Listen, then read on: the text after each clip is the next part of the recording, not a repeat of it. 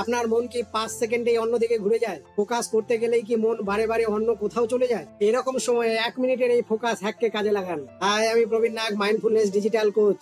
আজকে যে টেকনিকটা শেয়ার করব এটা focus on demand micro meditation. কিভাবে করবেন? জাস্ট চোখ দুটোকে বন্ধ করুন, একটা শব্দ বেছে নিন, পজিটিভ কোনো শব্দ, যেমন শান্তি, আলো, শক্তি, এইরকম কিছু। এবার শব্দটা মনের ভিতরে ধীরে ধীরে জপ করতে থাকুন। যতবার মন অন্য কোথাও সরে যাবে তাকে আবার আপনি শব্দটার মধ্যে নিয়ে আসুন। জাস্ট 1 মিনিট করুন। এই ছোট্ট বিরতি আপনার মনকে আবার ট্র্যাকে নিয়ে আসবে। এটা কেন কাজ করে?